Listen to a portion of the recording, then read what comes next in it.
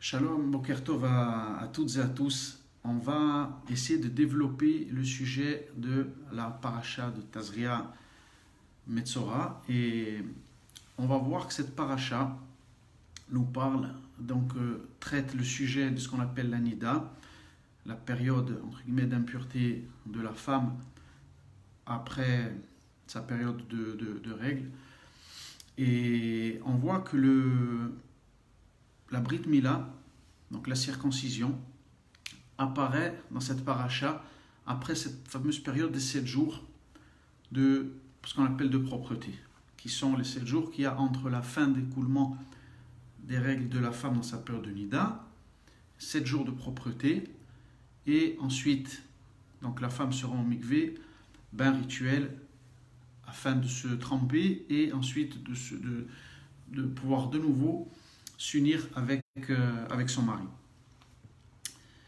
Maintenant, ce qui est intéressant, c'est qu'on va voir pourquoi la paracha nous parle de ces 7 jours et au niveau de la Nida, et vient ensuite la Brit Mila, le 8e. On va voir cette différence entre le chiffre 7 et le chiffre 8 dans la Torah. On va voir pourquoi ce chiffre 7 revient énormément dans nos textes. Qu'est-ce qu'il représente? Ce que vient représenter ce chiffre 8. Et là, on va voir qu'il y a beaucoup de notions, qu'il ne faut pas passer à côté de ces messages. Nous a révélé le Harizal, à travers notamment son œuvre, le Rav Chaim Vital. Et à notre humble niveau, on va essayer grâce à tout ce travail qui a été mis, je dirais d'une certaine manière, à ce que l'on puisse en tirer quelque chose, à recevoir ces lumières-là. À notre humble niveau, on va essayer de le comprendre et de le partager. Le chiffre 7, pour essayer de comprendre cette notion-là, d'abord, on va remonter à la faute d'Adam Arishon. Et on se souvient que dans cet épisode, au moment donné où il y a donc cette discussion entre Chava et le Nachash, le serpent, Adam est absent. Donc la Torah vient nous indiquer à ce moment-là que la dimension féminine, il y a une dangerosité et que les forces du mal, on va dire, ont une emprise sur cette dimension féminine lorsque la dimension masculine est absente. La notion de Zachar en hébreu n'est pas là. Et Adam, en effet, à ce moment-là, lorsqu'il y a discussion entre Ève, Chava et le Nachash, est absent. Et c'est là justement que le Nachash a une emprise et qu'il va embobiner, comme on le sait, pour revenir à toute cette paracha, Chava qui ensuite va retourner voir Adam, et finalement tout ça va entraîner la faute d'une certaine manière.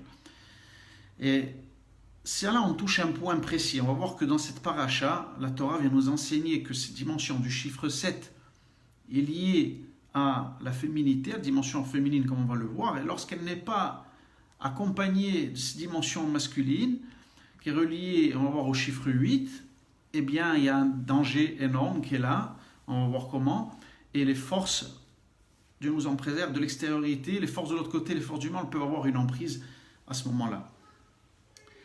On voit également, à travers des écrits de la Kabbalah, qu'on nous parle d'avant la création du monde de 7 jours qui ont précédé, et cette fameuse notion des 7 rois de Édom, notamment qu'on voit dans la paracha de Béchalar, que le texte vient nous dire qu'ils sont tous morts les uns après les autres, et que finalement après arrive le 8e, et celui-là ne va pas mourir. Ça fait référence aussi à ce que dit le Midrash, qu'avant que la création du monde soit créée, des mondes par Akadosh Baruch Hu, par l'Éternel, ont été détruits, ont été recréés. Donc on voit que ce chiffre 7 correspond à cette notion, souvent de destruction et de choses, on va dire entre guillemets, négatives. D'ailleurs, dans l'idolâtrie, ce qu'on appelle Avodah Zara, qui ne serait pas la bonne traduction en hébreu, puisque Avodah Zara, si on peut le traduire littéralement, on veut dire un service étranger, justement à l'Éternel. Et donc, dans cette notion-là, on va employer le terme idolâtrie, on voit que le chiffre 7 revient énormément. On le voit à travers toutes les civilisations qui ont voulu, on va dire, qui ont basé toutes leurs croyances sur les astres, donc qui étaient liées bien sûr au chiffre 7, qui est le chiffre de la nature. Ateva, d'ailleurs, la gématria de Ateva est la même que le Shem Elohim, qui est relié à la nature. Donc on voit que toutes ces forces-là sont souvent liées à ce chiffre 7. On voit que Bilam, dans la paracha, notamment de Balak aussi, construit ces 7 autels et il fait ces 7 sacrifices, korbanot, afin de faire de la sorcellerie. On voit dans la notion de sortie d'Égypte, dans les Mitzraïm, que Pharaon et toutes les forces que connaît l'Égypte sont uniquement liées au chiffre 7. Ils ne connaissent pas autre chose, la dimension qui transcende, qui provient du Yud-Kevavke, du tétragramme. Ils connaissent que les forces qui sont inscrites dans la nature et ils les utilisent, savent les utiliser. Et d'ailleurs, comme on va le voir, encore avec cette notion de dimension féminine, que les forces du mal veulent capturer, c'est la raison profonde pour laquelle, dans la sortie d'Égypte, Pharaon veut ordonner l'exécution de tuer tous les mâles d'Israël, tous les enfants, les premiers-nés, et garder la dimension féminine, afin de pouvoir avoir une emprise sur elle. On va voir que c'est toujours ces mêmes notions qui sont liées.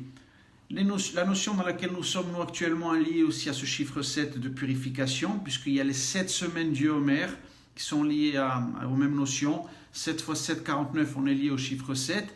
Dépasser ce chiffre 49, on va arriver au chiffre 50, qui justement est lié au chiffre 8.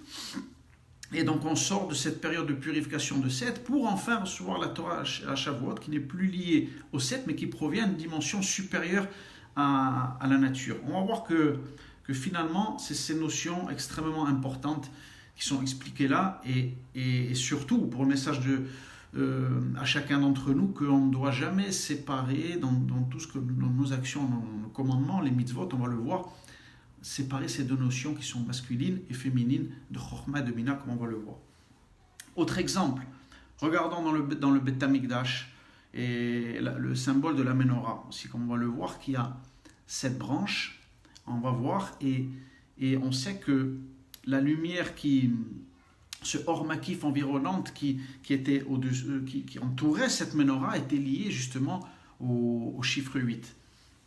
C'est une notion qu'on retrouve dans quelle notion? Bien évidemment aussi dans le Shabbat.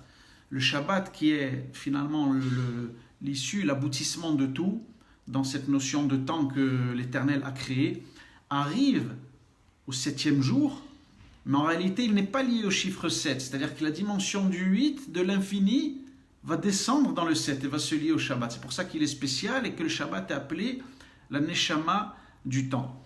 Et on voit que pour y arriver dans cette notion d'espace-temps, bien, il faut 7 degrés, c'est 7 jours. Yom Rishon qui est lié à la sphère du Chesed, le Yom Sheni qui est à la sphère de Gvura, on voit toutes les 7 sphères inférieures, Tiferet, Netzach, Od, Yesod, pour arriver à la Malchut qui est au Shabbat au niveau de ce monde, de la notion d'espace-temps que nous connaissons, pour permettre à avoir un degré qui va être lié à l'infini et faire descendre la notion de 8 dans le temps. Voilà, on va dire d'une manière déjà générale, pour voir dans cette paracha pourquoi finalement le texte vient nous dire que cette notion de l'Anida avec les 7 jours, voilà, d'impureté, vient ensuite la Brit Mila. Qu'est-ce que cela vient signifier? Alors on voit que finalement la femme, à travers cette période des 7 jours, lorsqu'elle a par exemple un enfant Zachar, un garçon, va avoir justement cette Brit Mila le 8e jour. Comme s'il y avait à travers cela aussi une réparation à travers cet acte et ce symbole que la Brit Mila va arriver le 8e jour, parce qu'elle doit, des forces comme on va le voir, ne peuvent descendre chez l'enfant que aussi le 8e jour, et qu'au moment où la Brit Mila est faite, comme on va le voir, au niveau de la Brit Mila, on va expliquer des notions aussi, et on va voir comment ces deux forces vont s'unir à ce moment-là. Ce qu'il faut préciser, c'est que on voit que lorsque c'est un garçon qui va naître, il y a donc ces 7 jours après l'accouchement, la Brit Mila, et ensuite le texte nous dit qu'il y a 33 jours où, alors le texte ne va pas parler de période de sang, d'impureté, mais de pureté, mais il y a quand même, selon la Cham que nous connaissons, 33 jours qui sont considérés comme de séparation entre la femme et son mari, 33 jours. Par contre, quand c'est une fille qui va naître, c'est qu'à full, ça double, et là on passe à 66, c'est-à-dire qu'il y a 2 semaines, c'est plus 7, mais 14 jours, et ensuite, il y aura, au lieu de cette période de 33 jours, il y en aura 66, ça va doubler lorsque c'est une fille. On va voir qu'est-ce que ça veut dire tout ça. Comme on va le voir, surtout pour se rappeler et bien se marteler ça en tête, que la dimension féminine, lorsqu'elle est seule, il y a une extrême dangerosité, comme on va le voir. Regardons plusieurs exemples. On voit que lorsque la femme termine cette période du 7, par exemple dans la période de Nida, l'écoulement est terminé au niveau des règles, 7 jours de propreté, de vérification, elles seront mikvé. On voit que le mikvé, comme on l'a vu dans des cours précédents, est lié à la sphère de la bina qui est féminine. D'ailleurs, la gematria de mikvé est la même que ce qu'on appelle le Shem et qui s'écrit Aleph, He, la lettre Yud et la lettre He. Alors quand on l'écrit avec les lettres pleines, on peut l'écrire de 3 manières différentes. Et ce qu'on appelle le Milouï, on voit que Mikvé a la même gematria que le Shem et qui est, parce qu'il est lié, le Mikvé en lui-même, à la sphère de la Bina. Et qu'est-ce qui se passe au moment donné où la femme va se tremper? Eh bien, la Bina, la dimension féminine, est unie à ce moment-là aussi à la Chokhma, qui est une dimension masculine, qui est liée à l'eau qui est dans le Mikvé. Il y a union entre la dimension masculine et féminine. Pourquoi l'eau est liée à la Chokhma? La gematria du mot Maïm est 90, et on voit que 90 a un lien avec la Chokhma. Eh bien, avec la première lettre du tétragramme, la lettre Yud, comme c'est la première lettre du nom divin qui est liée à la sphère de la Chokhma, qui est masculine. D'ailleurs, le Yud ressemble à une semence dans sa forme, comme masculine. Et où c'est qu'on voit que dans Maïm Gematria, il peut avoir un lien avec le Yud? Eh bien, quand on prend le tétragramme, par exemple, comme on le sait, au niveau de la Kabbalah, le tétragramme peut se dévoiler, s'écrire aussi en lettres prime de 4 manières différentes. Il y a ce qu'on appelle le Milouï Av, qui est le plus élevé, 72, où on va écrire la lettre Yud, Yud, Vav, Dalet. Ensuite, on va écrire la lettre He, on va écrire He, la lettre Yud. Ensuite, la lettre Vav, on va écrire Vad, Vav, Yud, Vav, etc. La dernière lettre He, on va l'écrire He, Yud. Donc 72 pour le premier. La deuxième façon de l'écrire, c'est le Av 72. 63, c'est ce qu'on appelle Sag. Ensuite, il y a Ma qui est 45. Et ensuite, Ben qui est 52. Mais pourquoi cela? Si on compte le nombre de Yud qu'il y a dans toute manière d'écrire le tétragramme, il y en a 9. Donc 9 fois 10, 90.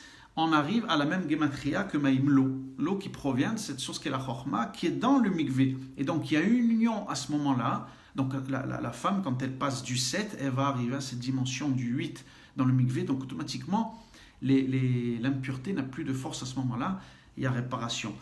Tandis que lorsque cette union n'est pas faite, que ce soit même pour l'homme dans la période de deuil, de 7 jours justement de deuil, la Chokhma s'en va. C'est-à-dire que quand le 7 est seul, la dimension masculine Chokhma, elle se retire. C'est d'ailleurs pourquoi on demande à un homme de ne pas étudier la Torah dans cette période-là, parce que s'il va étudier la Torah qui provient du 8 de l'infini, toutes ses forces vont être récupérées, Chas et Shalom par la Sitra Achara par l'autre côté, et donc il n'y aura aucune Kedusha dans ce qu'il va étudier, ça va être récupéré par les forces du mal. Dieu nous en préserve. Regardez un petit peu toutes ces notions comme c'est important dans tout ce qu'on fait. Regardez maintenant dans la Brit Mila. Dans la Brit Mila, on voit que c'est pareil. Tant que le membre du bébé n'est pas coupé, eh bien, il y a des lumières qui sont appelées les chassadim et les gvurot dans le ciel qui ne peuvent pas descendre à ce moment-là. Pourquoi? Parce que si elles descendent et que elles seraient récupérées par les forces du mal. Et donc la création, Hachem a fait son monde ainsi, et tant que le monde n'est pas coupé, ces lumières-là ne descendent pas. Donc qu'est-ce qui se passe au moment donné de la Brit Mila? Eh bien, cette coupure de la peau qui représente toutes les forces de l'impureté est retirée. Et il y a aussi ce qu'on appelle la priya. On va retourner cette peau qui est à l'intérieur sur la peau qui est supérieure. Et bien à ce moment-là, non seulement les chassadim vont descendre, ce qu'on appelle, elles vont adoucir ce qu'on appelle les gevurot à travers ce deuxième acte. Donc il y a une grande réparation qui est faite à ce moment-là au niveau de la Brit Mila. Et les forces de l'impureté, on va dire, sont adoucies à ce moment-là grâce à cette action qui provient d'une lumière qui est de l'infini. Voilà au niveau de la Brit Mila. Et où c'est que l'on voit maintenant, regardez dans une mitzvah que l'on fait tous les jours où il est important, et pas beaucoup des fois le savent, Mais Bezrat Hashem, moi j'ai eu la chance, grâce à mon Rav, que le Mekoubal, qui tient toujours le Rav David Daniel Cohen, et qui étudie bien sûr en profondeur tous les écrits du Harizal, au niveau de la mise des téphilines. C'est exactement comme avoir le même processus. Le Harizal nous dit qu'il est important de prier avec la paire de téphilines le matin de Rashi et de Rabbeinu Tam ensemble, non séparément comme il y en a des fois ils mettent Rashi, après ils attendent après la Hamida et avant Ashri, ils repartent à Ashri, avec après ils changent de paire de téphilines, ils mettent Rabbeinu Tam à la place de Rashi. Il y a séparation en haut entre la Chokhma et la Bina. C'est exactement tout ce qu'on voit, on est en train de voir là, et il y a séparation des deux lumières. Et le matin, il se passe quelque chose au niveau kabbalistique où il y a une lumière qui descend, et cette lumière donc de la Chokhma peut se lier à la Bina. Donc il ne faut pas la séparer. C'est comme les deux premières lettres du tétragramme, le Yud et le He ne séparent jamais. Ce qu'on appelle dans les mourines, les lumières du cerveau ne doivent jamais se séparer, justement pour ne pas permettre aux forces de l'extériorité, de l'impureté, de venir se lier à la féminité. Et donc à ce moment-là, ces forces-là sont bien entendu contrées, et une grande protection lorsqu'on met la double paire de téphilines à ce moment-là. Donc c'est très important pour ceux qui peuvent le faire de les mettre de cette manière-là. Ensemble, les petits boîtiers, et non pas séparément. Rashi, après on change, on met Rabbeinu Tam, on ne sépare pas. Et d'ailleurs, regardez, c'est exactement comme on le voit. Pourquoi le matin à Shacharit, il y a la possibilité de mettre cette double paire et pas à Mincha? Pourquoi? Parce que justement, Shacharit, comme on le sait, est lié à la sphère du chesed, la sphère de l'amour, etc. Donc il y a des lumières extrêmement puissantes à ce moment-là qui permettent en plus que nos prières soient acceptées plus facilement, tandis que lorsqu'on arrive à Mincha, on arrive au niveau du din, de la rigueur, et là, prenez par exemple les Mekoubalim, mettent ce qu'on appelle la paire de téphilines, et qui s'appelle Shmusharaba. C'est un gros boîtier comme ça, énorme. Et qu'est-ce que ça symbolise tout ça justement? Si on veut donner un exemple, ça ressemblerait à une femme qui est enceinte justement, là son ventre.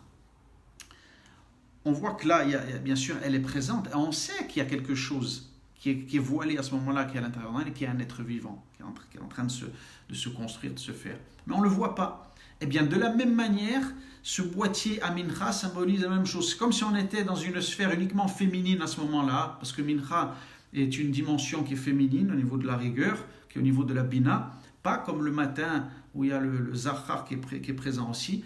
Et donc ce boîtier symbolise justement le fait que la Bina est là, mais attention, la Chokhma est partie, puisqu'on est arrivé dans une sphère, dans un Zman, qui est relié à la Bina, et la Chokhma est partie à ce moment-là. Il y a des rigueurs qui descendent là.